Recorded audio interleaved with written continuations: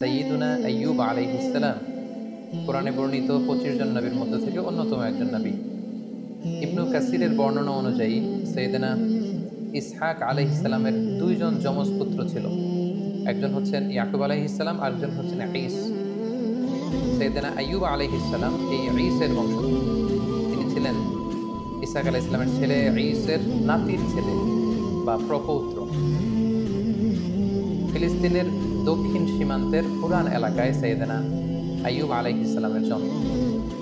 সাইয়েদনা আইয়ুব আলাইহিস সালামের দাওয়াতি অভিযাত্রা বা উনি কোন উম্মতের কাছে প্রেরিত হয়েছেন তাদের বর্ণনা, তারা কি অ্যাকসেপ্ট করেছিল নাকি বিরোধিতা করেছিল, বা তাদের উপর কোনো শাস্তি এসেছিল কিনা, কোনো মুআজিজা, এর কোনো কিছুই কোরআনে কিন্তু বর্ণিত হয়নি। কোরআনে যে বর্ণনাটি এসেছে কেবলমাত্র 2টি সূরায় সাইয়েদনা আইয়ুব আলাইহিস সালামের ব্যাপারে আমরা জানতে পারি, যেখানে আল্লাহ তাআলা বলেছেন যে আইয়ুব আলাইহিস সালামকে আল্লাহ তাআলা কঠিন পরীক্ষায় ফেলেছিলেন। সিভিয়ার স্কিন ডিজিজ হয়েছিল ওনার, এমন এক ধরনের চর্মরোগ হয়েছিল বা দেহে এমন ধরনের পচনশীল একটা রোগ হয়েছিল, দেহে পচন ধরে গিয়েছিল, ফলে ওনার আশেপাশের লোকজন ওনাকে ছেড়ে অনেক দূরে চলে গিয়েছিল। উনি স্বাস্থ্যগতভাবে অনেক বেশি কষ্ট পেয়েছিলেন এই অসুস্থতায়, এই রোগে। কেউ কেউ এটাকে কুষ্ঠরোগ বলেছেন, কেউ এটাকে চর্মরোগ বলেছেন। এটা দিয়ে আল্লাহ তাআলা সাইয়েদনা আইয়ুব আলাইহিস সালামকে দীর্ঘদিন তিনি পরীক্ষা নিয়েছিলেন। পাশাপাশি ওনার অনেক সম্পদ ছিল, এই সম্পদগুলো ধ্বংস হয়ে গিয়েছিল, ওনার ছেলেমেয়েরা ইন্তেকাল করেছিল। এরকম একটি ভয়ঙ্করতম পরীক্ষার মধ্য দিয়ে তিনি জীবন কাটিয়েছেন এবং ধৈর্যের পরাকাষ্ঠা দেখে আল্লাহ তাআলার কাছে সম্মানিত হয়েছিলেন। তিনি এতটাই ধৈর্যের উৎকৃষ্ট নমুনা স্থাপন করতে পেরেছিলেন যে আল্লাহ তাআলা ওনাকে সবের বলে আখ্যা দিয়েছেন, অর্থাৎ ধৈর্যশীল এবং নে'মাল আব বা অতি উত্তম বান্দা, সুন্দর বান্দা বলে সূরা সদে আল্লাহ তাআলা উল্লেখ করেছিলেন। আমরা যদি সরাসরি কালামুল্লাহ মাজিদের দিকে তাকাই তাহলে দেখব যে সূরাতুল আম্বিয়া এবং সূরাতুস সদ এই 2টি আয়াতে আল্লাহ তাআলা আইয়ুব আলাইহিস সালামের ব্যাপারে আলোচনা করেছেন। সূরাতুল আম্বিয়াতে আল্লাহ তাআলা বলছেন ওয়া আইয়ুবা ইয নাদা রাব্বাহু আন্নী মাসানিয়াদ দুররু ওয়া আনতা আরহামুর রাহিমিন। অর্থাৎ হে নবী, স্মরণ করুন আমার প্রিয় বান্দা আইয়ুব আলাইহিস সালামের কথা, যখন তিনি তার রবকে ডেকেছিলেন, মানে আল্লাহ তাআলাকে ডেকে আইয়ুব আলাইহিস সালাম বলেছিলেন যে আন্নী মাসানিয়াদ দুররু, হে আল্লাহ আমাকে রোগ পেয়ে বসেছে, কষ্ট পেয়ে বসেছে, আমি রোগাক্রান্ত, আমি জরাগ্রস্ত, আমি রোগাগ্রস্ত। ওয়া আনতা আরহামুর রাহিমিন, আল্লাহ আপনি তো মেহেরবান, আপনি তো দয়াময়, আপনি সব দয়াময়ের চাইতে বড় দয়াময়। দেখেন, এত দীর্ঘদিন আইয়ুব আলাইহিস সালাম প্রায় 13 বছর এই সিভিয়ার স্কিন ডিজিজ বা চর্মরোগে আক্রান্ত হয়েও তিনি আল্লাহকে বলেন যে আল্লাহ আপনি আমাকে রোগ নিরাময় করে দেন, আপনি আমাকে শিফা দেন, আপনি আমাকে সুস্থ করে দেন। এটা বলেন, এটা ওনার একটা অ্যাটিটিউড। আমরা যদি রোগাক্রান্ত হই, শিফা চাওয়া, সুস্থ হওয়ার জন্য দোয়া করা, এটা জায়েজ আছে, শুধু জায়েজই নয়, এটি সুন্নাহ। রাসূল সাল্লাল্লাহু আলাইহি ওয়াসাল্লাম নিজেও শিফার জন্য দোয়া করতেন। কিন্তু সাইয়্যিদুনা আইয়ুব আলাইহিস সালাম এই ক্ষেত্রে ব্যতিক্রম। তিনি আল্লাহ তাআলার কাছে দোয়া করেন যে আল্লাহ আমাকে সুস্থ করে দেন। তিনি কি বলেছেন? তিনি বলেছেন আন্নী মাসানিয়াদ দুর, হে আল্লাহ আমার কষ্ট হচ্ছে, আল্লাহ আমাকে রোগ পেয়ে বসেছে, আমি রোগাক্রান্ত, আর আপনি তো মেহেরবান। এতটুকু বলেছেন। কারণ ওনার অ্যাটিটিউডটা হচ্ছে এরকম, রোগ দিয়েছেন আল্লাহ, আমি যে কষ্ট পাচ্ছি এটাও দেখছেন আল্লাহ। সো আল্লাহ যদি রোগ দিয়ে খুশি, আমি রোগ পেয়ে খুশি, তাই এই রোগ আমার থেকে উঠিয়ে নেন এটা আমি বলতে পারবো না।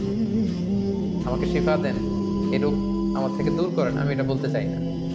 আমার কি অবস্থা, আমার কতটুকু কষ্ট যন্ত্রণা আল্লাহ তাআলা দেখছেন। তাই তিনি বলেছিলেন, হে আল্লাহ আমাকে রোগ পেয়ে বসেছে, আমি রোগাক্রান্ত আল্লাহ, আর আপনি তো মেহেরবান, আমি রোগী আর আপনি তো দয়াময়।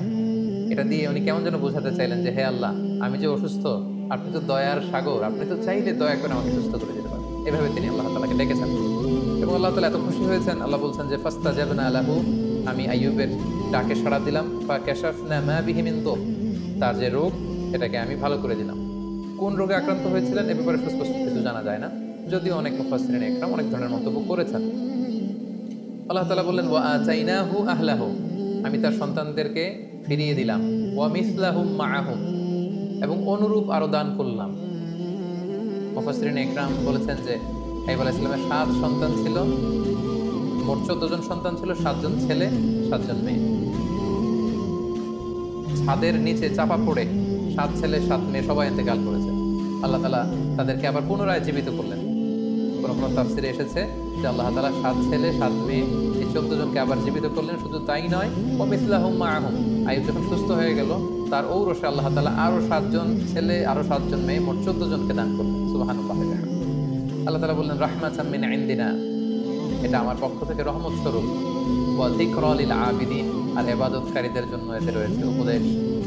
যারা আল্লাহ তাআলার ইবাদতে মগ্ন থাকে, আইয়ুবের মতো এরকম ইবাদতকারী হতে চায়, তাদের জন্য এই ঘটনার মধ্যে উপদেশ রয়েছে। সূরা সদের দিকে যদি আমরা তাকাই তাহলে দেখব যে কিভাবে আল্লাহ তাআলা এই 13টি বছর রোগাক্রান্ত থাকার পরে আইয়ুবকে তিনি সুস্থ করলেন।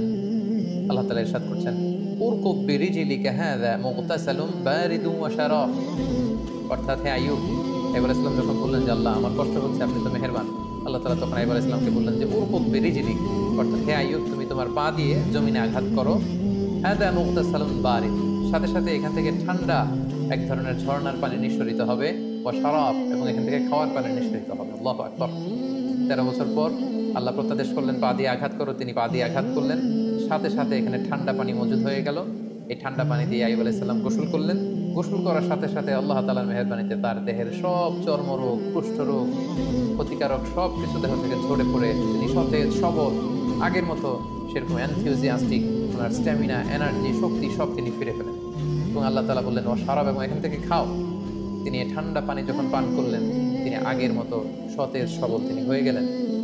আল্লাহ তাআলা বললেন ওয়া ওয়াহাবনা লাহু আহলাহু ওয়া মিসলাহুম মাআহুম, আমি তার সন্তানদেরকে ফিরিয়ে দিলাম এবং অনুরূপ সন্তান আমি আবার তাকে দান করলাম।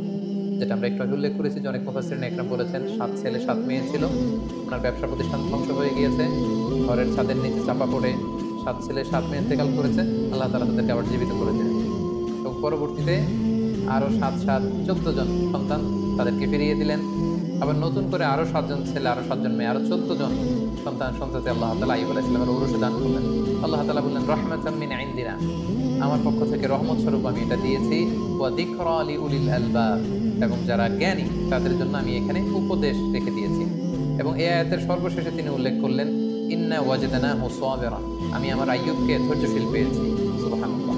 আল্লাহ তাআলার পক্ষ থেকে এরকম একটি সার্টিফাই করা, এরকম উপাধি দেয়া যে আমি আমার আইয়ুবকে সবের পেয়েছি, ধৈর্যশীল বান্দা পেয়েছি। ইন্নাহু নি'মাল আবদু ইন্নাহু আওয়াব, নিশ্চয় সে উত্তম বান্দা, সে আমার অত্যন্ত ভালো একজন বান্দা, উত্তম বান্দা, সুন্দর বান্দা। ইন্নাহু আওয়াব, সে সবসময় আমার দিকে ফিরে আসে, সে রব অভিমুখী, সে আল্লাহ অভিমুখী। সুবহানাল্লাহ। তাহলে এই আয়াত থেকে তিনি 13 বছর অসুস্থ থাকার পরে কোন প্রক্রিয়ায় সুস্থ হলেন সেটা জানলাম। পায়ের আঘাতে আল্লাহ তাআলা ঝর্ণার ব্যবস্থা করলেন বা কুয়ার ব্যবস্থা করলেন, সেই পানি দিয়ে গোসল করলেন, তিনি পান করলেন, আল্লাহ তাআলা তাকে সুস্থ করে দিলেন, সম্পদ ফিরিয়ে দিলেন, সন্তান ফিরিয়ে দিলেন, এবং তাকে আল্লাহ তাআলা ধৈর্যশীল এবং উত্তম বান্দা বলে ঘোষণা করলেন। এবং অনেক মুফাসসিরিন একরাম উল্লেখ করেছেন যে উনি যখন অসুস্থ ছিলেন, চর্মরোগে আক্রান্ত, ওনার আত্মীয় স্বজন প্রতিবেশী সবাই ওনার থেকে মুখ ফিরিয়ে দূরে চলে গিয়েছে। কেবল ওনার স্ত্রী ওনাকে ছেড়ে দূরে কোথাও যায়নি। ওনার স্ত্রী অন্য জায়গায়, মানুষের বাড়িতে বাড়িতে বিভিন্ন জায়গায় তিনি কাজ করতেন, কাজের বিনিময়ে যে অর্থ পেতেন এটা দিয়ে তিনি স্বামীর জন্য খাবার কিনে আনতেন, স্বামীর সেবা শুশ্রূষা করতেন। এই 13টি বছর তিনি তার অসুস্থ স্বামী আইয়ুব আলাইহিস সালামকে আগলে রেখেছিলেন, স্বামীকে ছেড়ে তিনি কোথাও চলে যাননি। সম্মানিত সুধী, এ পর্যায়ে আমরা আইয়ুব আলাইহিস সালামের জীবনী থেকে কিছু লাইফ লেসন আপনাদের সাথে শেয়ার করব। প্রথম যে লেসনটি আমরা পাই সেটা হচ্ছে sickness could be a test. আমরা প্রায় অসুস্থ হয়ে পড়ি, আমাদেরকে মনে রাখতে হবে এই অসুস্থতা কিন্তু আল্লাহ তাআলার পক্ষ থেকে একটি পরীক্ষা। আমরা কখনো সুস্থ থাকি, কখনো অসুস্থ থাকি। আল্লাহ তাআলা আমাদেরকে কাউকে সুস্থ রেখে পরীক্ষা করেন, তিনি দেখেন যে সুস্থ থেকে আমরা আল্লাহ তাআলার শুকরগুজার হই কিনা। আবার মাঝে মাঝে তিনি আমাদেরকে অসুস্থ করেও তিনি আমাদেরকে পরীক্ষা করেন, তিনি দেখতে চান যে অসুস্থ অবস্থায় আমরা ধৈর্য ধারণ করি কিনা। তো আমাদের পুরো জীবন প্রক্রিয়াটাই কিন্তু একটা পরীক্ষার মধ্যে দিয়ে যাচ্ছে। আমরা কেউ ধনী, কেউ গরিব, কাউকে আল্লাহ ধনী বানিয়ে পরীক্ষা করেন, কাউকে গরিব বানিয়ে পরীক্ষা করেন, কাউকে সুস্থ রেখে পরীক্ষা করেন, কাউকে অসুস্থ রেখে পরীক্ষা করেন। তো অসুস্থতা কিন্তু আল্লাহ তাআলার পক্ষ থেকে একটি বড় পরীক্ষা, এবং এই অসুস্থ অবস্থায় আমরা সঠিক সময়ে সঠিক রেসপন্সটুকু করছি কিনা, দ্যাট ইজ দ্য কোশ্চেন। তো আমরা ধৈর্যশীল বান্দাদের অন্তর্ভুক্ত হচ্ছি কিনা সেটা হচ্ছে আমাদের দেখবার বিষয়। আমরা যারা অসুস্থ থাকি, আমরা আসলে কতটুকু অসুস্থতা ভোগ করছি। কেউ আমরা 2 মাস, 3 মাস, 4 মাস অসুস্থ থেকে অনেক সময় বলি যে আমার থেকে অসুস্থতা যাচ্ছে না, আল্লাহ তাআলা কি আমাকে দেখেন না, তিনি কি আমাকে সুস্থ করবেন না? আমরা কি একটু আইয়ুব আলাইহিস সালামের জীবনের দিকে খেয়াল করেছি? তিনি টানা 13টি বছর অসুস্থ থাকার পরেও আল্লাহ তাআলাকে বলেননি আল্লাহ যে আমাকে সুস্থ করে দেন। যদিও সুস্থ করে দেন বলা জায়েজ, কিন্তু তিনি বলেছেন যে আল্লাহ আপনি তো মেহেরবান। সো আমরা অসুস্থ অবস্থায় যেন ধৈর্য ধারণ করতে পারি, আল্লাহ তাআলার উপর আস্থা এবং বিশ্বাস যেন আমরা অটুট রাখতে পারি, সেটা হচ্ছে আইয়ুব আলাইহিস সালামের জীবনী থেকে আমাদের জন্য প্রথম শিক্ষা। দ্বিতীয় যে শিক্ষাটি আমরা পাই সেটি হচ্ছে বড় পরীক্ষায় বড় পুরস্কার লাভ হয়। আল্লাহ হাবিব সাল্লাল্লাহু আলাইহি ওয়াসাল্লাম ইরশাদ করেছেন, ইন্না ইযামাল জাযাই মা ইযামিল বালা। অর্থাৎ পরীক্ষা যদি বড় হয় সেটার পুরস্কারও হতে হয় বড়। আমরা যদি আইয়ুব আলাইহিস সালামের জীবনের দিকে দেখি যে তিনি কত বড় পরীক্ষা দিয়েছেন। আমরা 1 মাস 2 মাস অসুস্থ থাকলেই বলি যে আল্লাহ তাআলা কি আমাকে দেখে না? আমি কতটা অসুস্থ? তিনি কি আমাকে সুস্থ করবেন না? কিন্তু আইয়ুব আলাইহিস সালাম টানা 13 বছর তিনি অসুস্থ ছিলেন। এটার কারণে তার পুরস্কারটাও ঠিক সেরকম বড়।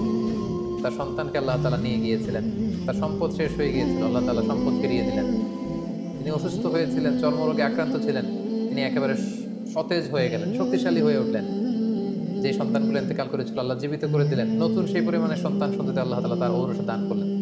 এই যে অভাবনীয় নাজ নেয়ামত আল্লাহ তাআলা কেন দিয়েছেন? কারণ তার পরীক্ষাটা ছিল অত্যন্ত ভয়ানক। পরীক্ষা যদি বড় হয় তার পুরস্কারও বড়। এবং নবীদের জীবনে যদি আমরা খেয়াল করি তাহলে দেখব যে নবীদেরকে আল্লাহ তাআলা অনেক বড় বড় পরীক্ষা নিয়েছেন। আল্লাহ হাবিব সাল্লাল্লাহু আলাইহি ওয়াসাল্লাম বলেছেন যে আশাদ্দুন নাসি বালাআন আল আমবিয়া। মানুষদের মধ্যে থেকে আল্লাহ তাআলা সবচেয়ে বেশি বালা মুসিবতে ফেলেছেন নবীদেরকে। সুম্মাল আমসাল ফাল আমসাল। এরপরে নবীদের পরবর্তীতে যাদের অবস্থান তাদেরকে। এবং ফাইয়ুবতালা রাজুলু আলা হাসাবি দীনি। ব্যক্তির দিনদারি অনুসারে তাকে আল্লাহ তাআলা পরীক্ষা নিয়ে থাকেন। যে যত আল্লাহওয়ালা তার জীবনে পরীক্ষা তত বেশি। আপনি যদি খুব বেশি পরীক্ষার সম্মুখীন হন, জীবনে যদি আপনার খুব বেশি স্ট্রাগল করতে হয়, আপস এন্ড ডাউনস থাকে, বারবার অসুস্থ হয়ে পড়েন, তার মানে এই না যে আল্লাহ তাআলা আপনাকে পছন্দ করছেন না। বরং আল্লাহ তাআলা আপনাকে বেশি পছন্দ করেন বলেই, বরং আল্লাহ তাআলা আপনার সম্মান মর্যাদা আরো বাড়িয়ে দিতে চান বলেই আল্লাহ তাআলা আপনাকে বেশি বেশি পরীক্ষা করেন এবং অসুস্থ রাখেন। আমরা অনেক সময় বিপদে পড়লে, মুসিবতে পড়লে, অসুস্থ হলে অসন্তুষ্ট হই। আর সাহাবারা বিপদে না পড়লে, অসুস্থ না হলে তারা চিন্তিত হয়ে যেতেন। সাহাবীদের যখন অসুস্থতা আসতো না, কোনো বিপদ আসতো না, তখন ওনারা চিন্তা করতেন, হায় রে, আল্লাহ তাআলা কি আমাকে পছন্দ করেন না? তাহলে আল্লাহ তাআলা আমাকে পরীক্ষা নিচ্ছেন না কেন? আমার জীবনে কোনো বিপদ আসছে না কেন? আমার জীবনে কোনো অসুস্থতা নেই কেন? তার মানে আল্লাহ তাআলা কি আমাকে কম পছন্দ করছেন? ওনারা সবসময় এটা নিয়ে চিন্তিত থাকতেন। আর আমরা বিপদে পড়লে চিন্তিত হয়ে পড়ি। সম্মানিত শুধু মুমিন জীবনে বিপদ আসা এটা একেবারে ওতপ্রোতভাবে জড়িত, এটা আসবেই। আল্লাহ তাআলা বলছেন, ওয়ালা নাবলুওয়ান্নাকুম বিশাইইম মিনাল খাউফি ওয়াল জু'i ওয়া নাকসিম মিনাল আমওয়ালি ওয়াল আনফুসি ওয়াস সামারাত। আমি আল্লাহ তাআলা অবশ্যই অবশ্যই তোমাদেরকে পরীক্ষা করব। কি দিয়ে পরীক্ষা করব? মিনাল খাউফ, ভীতিকর পরিস্থিতির মধ্য দিয়ে তোমাদেরকে যেতে হবে। ওয়াল জু', খাদ্য ঘাটতি ঘটবে, ক্ষুধার জ্বালায় কষ্ট পেতে হবে তোমাদেরকে। ওয়া নাকসিম মিনাল আমওয়াল, সম্পদের ঘাটতি হবে। ওয়াল আনফুস, তোমাদের প্রিয়জনদেরকে কখনো কখনো হারানো লাগতে পারে। ওয়াস সামারাত, তোমাদের সম্পদ নষ্ট হবে, ফল ফসল নষ্ট হবে। দুর্যোগ আসবে, প্রাকৃতিক দুর্যোগ। এই নানা ধরনের ঝঞ্ঝা বিক্ষুব্ধ পরিস্থিতির মধ্যে দিয়ে তোমাকে যেতে হবে। আর আমি তোমাদেরকে পরীক্ষা করবই করব। তো বিশ্বাসীদের জীবনে পরীক্ষা আসা, পরীক্ষা থাকা, ইটস এ মাস্ট, এটা থাকবে। আর পরীক্ষার মধ্য দিয়ে আল্লাহ তাআলা বান্দার সম্মান এবং মর্যাদাকে বাড়ান। আর মনে রাখতে হবে, পরীক্ষা যত বড়, উত্তীর্ণ হতে পারলে এটার পুরস্কারও অনেক বড়। সাইয়েদনা আইয়ুব আলাইহিস সালামের এই জীবনীতে আমরা এটা দেখতে পেয়েছি। সবশেষে যে শিক্ষাটি আমরা পাই সেটি হচ্ছে একটি শান্তিপূর্ণ জীবনের জন্য, একটি প্রশান্ত লাইফের জন্য একজন নেককার স্ত্রী, লাইফ মেট বা সোলমেট খুবই জরুরি। যে যিনি সবসময় স্বামীকে সাপোর্ট করবেন, স্বামীর সেবা সহযোগিতায় নিজেকে বিলিয়ে দেবেন, এরকম একজন নেককার স্ত্রী থাকাটা জীবনে সফল হওয়ার ক্ষেত্রে অনেক বড় ভূমিকা রাখে। যেটা আমরা আইয়ুব আলাইহিস সালামের জীবনীতে কিন্তু দেখেছি যে ওনার আত্মীয় স্বজন, পাড়া প্রতিবেশী সবাই যখন ওনাকে ছেড়ে চলে গিয়েছে, ওনার স্ত্রী কিন্তু ওনাকে ছেড়ে যায়নি। ওনার স্ত্রী ওনাকে আগলে রেখেছে, ওনাকে সাপোর্ট করেছে, ওনাকে শেল্টার দিয়েছে, ওনাকে মানসিকভাবে সহায়তা করেছে। এজন্য এরকম একজন নেককার স্ত্রী আমাদের প্রত্যেকের জীবনে দরকার। আল্লাহ তাআলা এরকম একজন লাইফ মেট আমাদের জন্য নসিব করুন এবং নবীদের দেখানো পথে এবং মতে আমরা যেন আমাদের জীবন পরিচালনা করতে পারি, তিনি আমাদেরকে তৌফিক দান করুন। হাদা মা ইনদি ওয়াল ইলমু ইনদাল্লাহ আলাইহি তাওয়াক্কালতু ওয়া ইলাইহি উনীব। ওয়া আসসালামু আলাইকুম ওয়া রাহমাতুল্লাহি